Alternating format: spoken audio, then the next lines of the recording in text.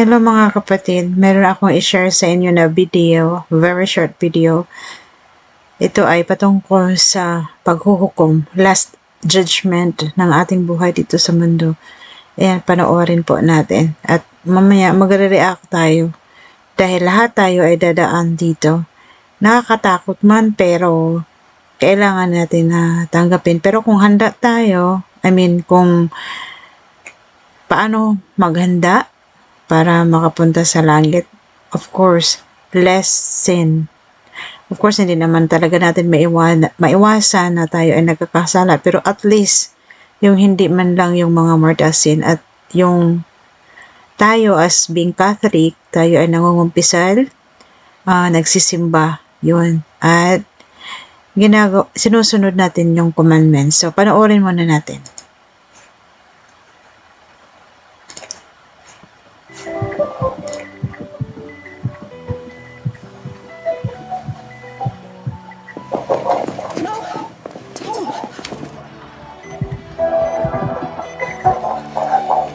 Vitals are dropping fast, Doctor.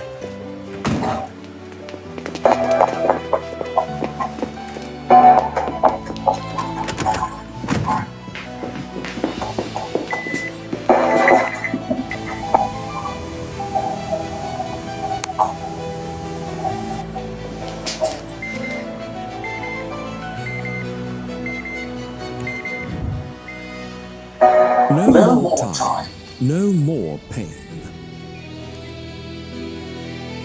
No more time, ibig sabihin, kung mapunta siya sa langit, eternal time Only with God. silence and a light in the distance. You realize you are dead.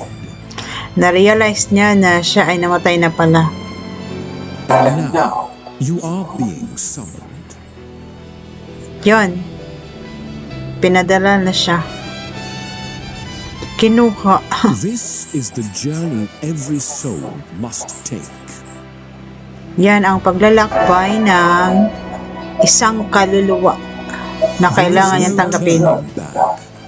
Wala nang turning back. Hindi na babalik. When you are kings, beggars, great warriors, Lahat pantay-pantay ng tao, mahirap at all are equal in this silence. mahirap man o mayaman, maganda o pangit, pantay-pantay pagdating pag tayo ay All namatay. moving toward one place, the great white throne.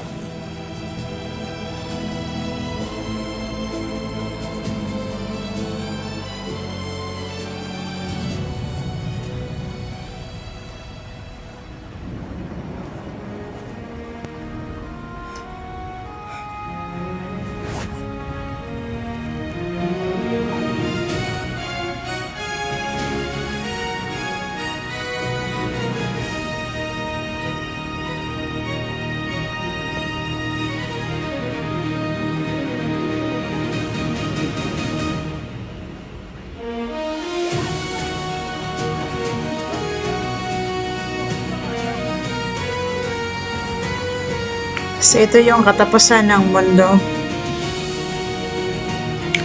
Magugunaw ang mundo.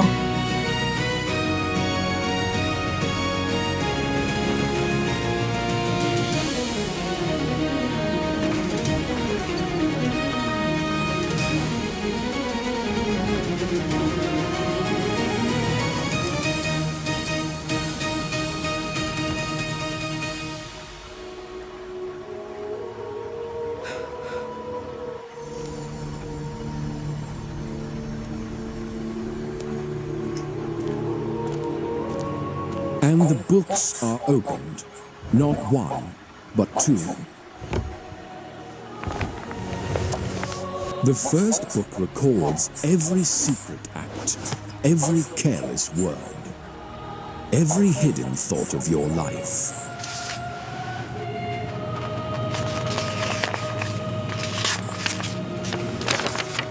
I wish I never met you!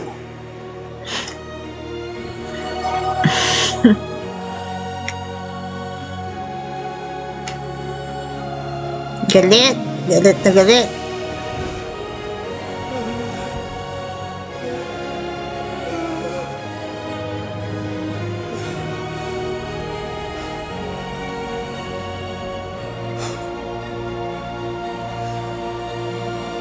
But all those deeds become meaningless before the most important question.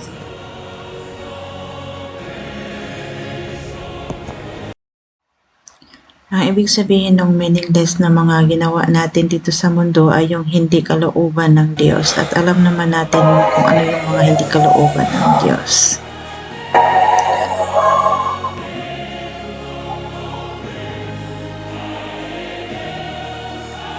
Is your name found in the book of life?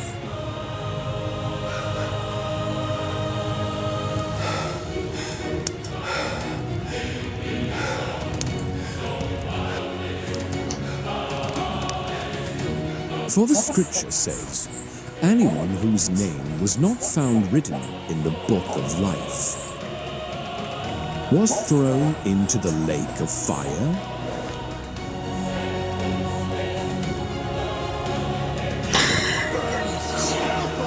Grabe na. Forever and ever and ever and ever and ever sa impyerno.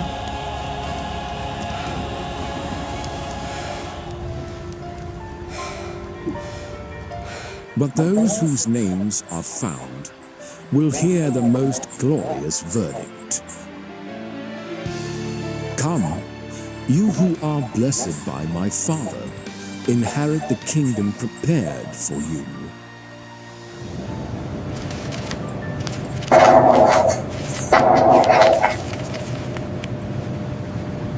That day has not yet come, but it will with certainty.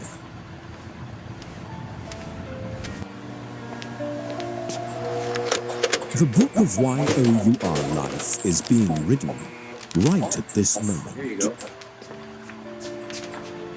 Oh, thank you, sir. God bless.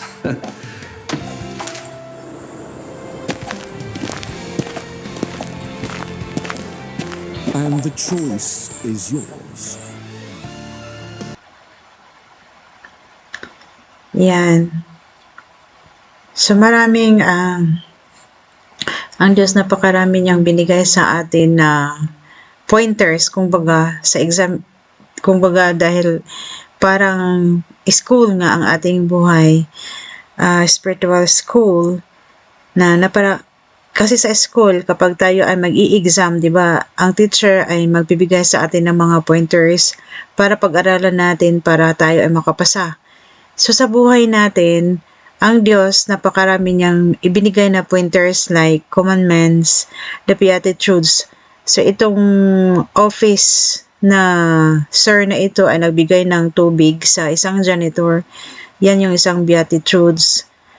So, tapos, yun nga, yung magsisimba, nagpapatawad, pagmamahal, at lahat ng ibinigay ni God sa atin na pointers, isa lang talaga ang pinakataas doon is yung love.